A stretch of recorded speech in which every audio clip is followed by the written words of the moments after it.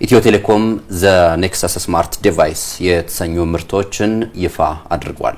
እነዚህ ምርቶች የኢንተርኔት አገልግሎት በቀላሉ ለማግኘት የሚረዱ ናቸው። ዲቫይሶቹ የገጠሩ የኢትዮጵያ ክፍል እንዲሁም ዝቅተኛ የኑሮ ደረጃ ላይ የሚገኙ ዜጎችን የዲጂታል አገልግሎት ተጠቃሚ እንዲሆኑ የሚያግዙ መሆናቸው ተነግሯል። ይህንን ሁነት የተመለከተ መረጃ ወደ እናንተ እናደርሳለን። ሁነቱን እየተከታተለች የምትገኘው ባልደረባችን ዙፋን አምባቸው በቀጥታ መስመር ላይ ትገኛለች። ዙፋን እንዴት አምሽተሻል? መረጃዎችን መቀጠል ይቻላል?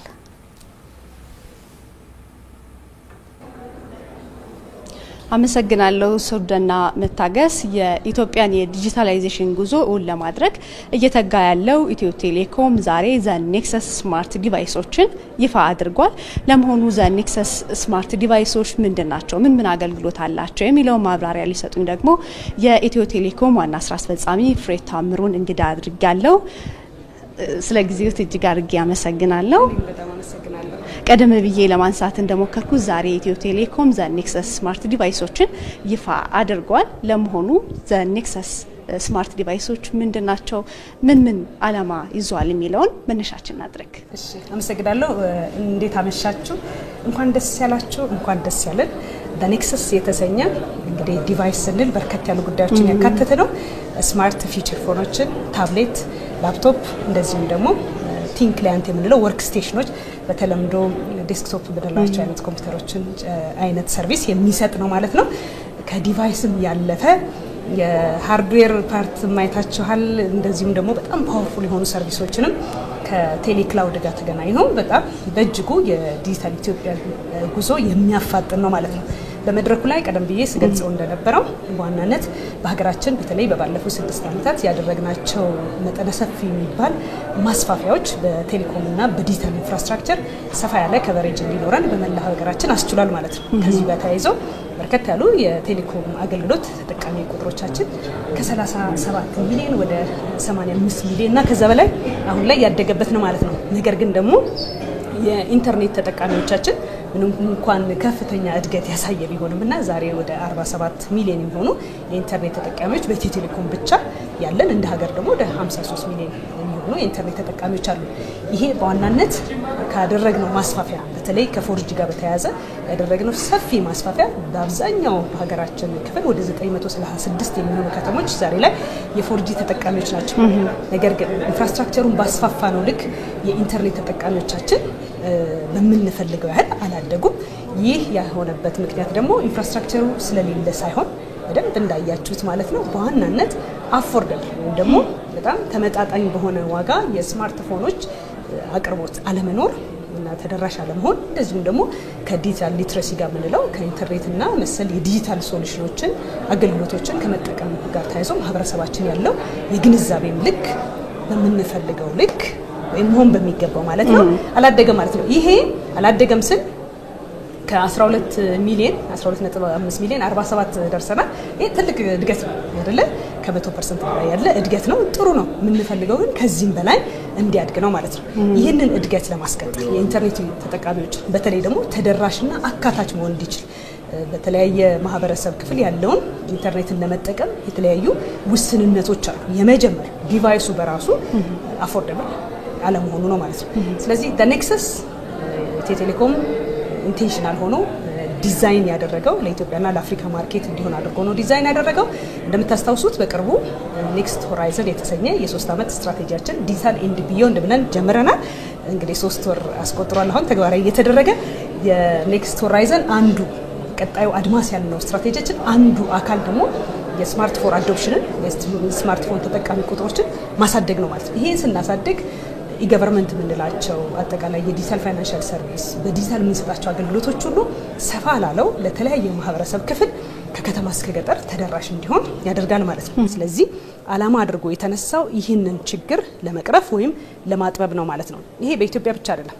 በነገራችን ላይ የአፍሪካን ዲጂታል ትራንስፎርሜሽን በሚፈልገው ፍጥነት እንዳይሄድ ካደረጉ ነገሮች መካከል የስማርትፎን አዶፕሽን በጣም ዝቅተኛ መሆኑ ነው። በሰብሳሃራ በተለይም ማለት ነው። በሰብሳሃራ ውስጥ እንዳየነው እንግዲህ ወደ 58% የሚሆነው ፖፑሌሽን ወይም ደግሞ ዜጎች የቴሌኮ አገልግሎት ባለበት አካባቢ ይኖራሉ፣ ነገር ግን ተጠቃሚ አይደሉም።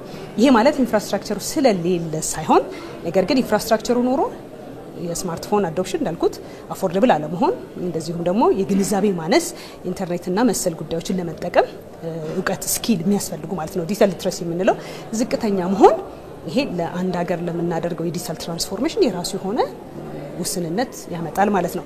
አካታችነትን ከማረጋገጥ ሁሉም ማህበረሰብ ደግሞ ከዲጂታል ኢኮኖሚው ተጠቃሚ እንዲሆን ኑሯችን፣ አሰራራችን፣ ሁሉም መረጃ ልውውጣችን፣ ግብይታችን ሁሉ ምን ላይ መሰረት አድርጓል?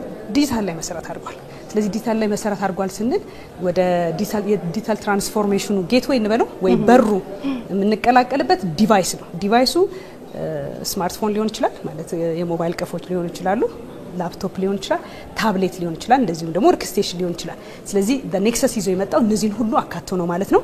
ከግለሰብ እስከ ተቋማት ድረስ የመንግስት አገልግሎቶች እንደዚሁም ደግሞ የቢዝነሱ ማህበረሰብም ውጤታማ እንዲሆን የሚሰጣቸውን አገልግሎቶች ለደንበኞቹ ተደራሽ እንዲያደርግ ሰራተኞቹ በቀላሉ አሁን ባቀረብናቸው ላይት በሆኑ ወጪ በጣም ቆጣቢ በሆኑና በፈለግነው ጊዜ ልናሳድጋቸው በምንችላቸው ወርክ ስቴሽኖችን ተጠቅመን ቲንክ ክላይንት ያለው እንዳያችኋት በጣም ስክሪን ብቻ ነው የምታዩት። ከበስተጀርባ ያለው ግን አቅሙ ኢንጂኑ ብሬኑ ያለው ክላውዱ ላይ ነው ማለት ነው።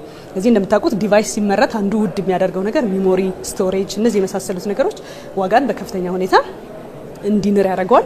ወደ ስማርትፎን ሲመጣ ደግሞ እነ ቺፕሴትም ተጨምሮ ማለት ነው። ስለዚህ በተቻለ አቅም አፎርዳቢሊቲ ለማረጋገጥ እነዚህ ዛሬ እኛ እንደወሰድነው አይነት ኢንተርቬንሽንና ሌሎችም በነገራችን ላይ የቴሌኮም ኦፕሬተሮች ብቻ በሚወስዱት ኢንተርቬንሽን ይሄ አፍሪካ ላይ የሚታየው ሰፊ የዩዜጅ ጋፕ ነው የሚባለው ኢንፍራስትራክቸሩ ኖሮ ካልተጠቀሙ ዩዜጅ ጋፕ አልተጠቀሙበትም ለማለት ነው።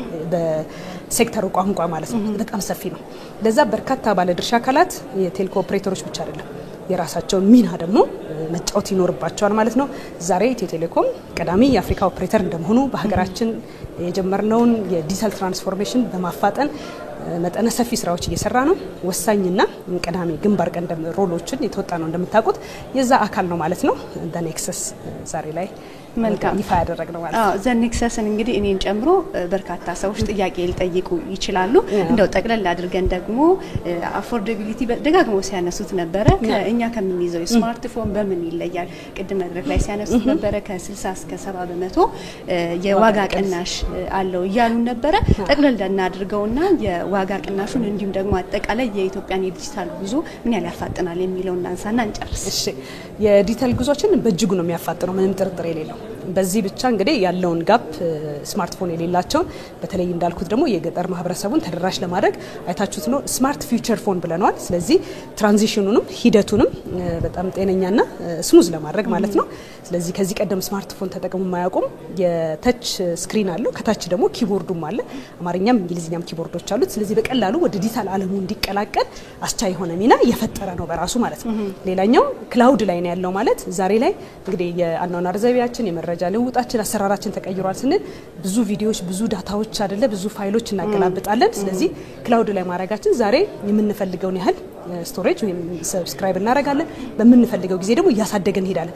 ይሄ ለግለሰቦች በተወሰነ ደረጃ ይሄን ብንወስድ ተቋማት ላይ የሚኖረው ፋይዳ ደግሞ በጣም ከፍተኛ ነው የሚሆነው።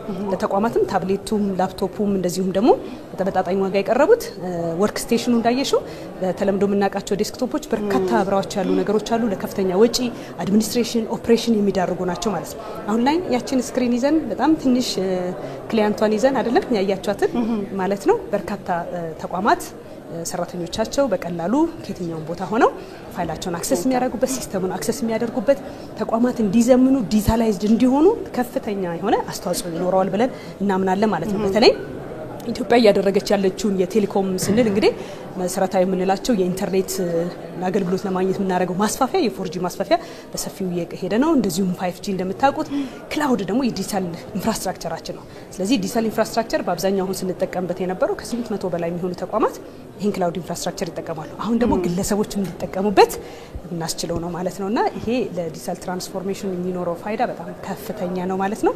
ተግባራዊ እናደርገዋለን ከሚመለከታቸው ባለድርሻ አካላት ጋር ሆነን ተቋማት ይህንን በመጠቀም ወደ ዲጂታል ዓለሙ በመቀላቀል ከዲጂታል ኢኮኖሚ ተጠቃሚ እና የዛም ደግሞ አክቲቭ ሮል እንዲኖራቸውም ጭምር ያግዛል ማለት ነው። ጊዜ ቢኖረንና ስለ ዘኔክሰስ ብዙ ብናወራ ደስ ይለኛል። ለጊዜውት ግን እጅግ አድርጌ አመሰግናለሁ። ተመልካቾቻችን እንግዲህ የኢትዮ ቴሌኮም ዋና ስራ አስፈጻሚ እንዳብራሩልን ዘኔክሰስ ስማርት ዲቫይሶች እንደ ሀገር በተለይ ደግሞ የገጠሩን የማህበረሰብ ክፍል እንዲሁም ደግሞ አጠቃላይ የዝቅተኛ የኑሮ ደረጃ ላይ ያሉ ዜጎችን ተጠቃሚ ለማድረግ ያሰበ እንደሆነ ሲያነሱ ነበረ። ካለን ሰዓት አንፃር መረጃዎች ይህን ይመስላሉ። አመሰግናለሁ።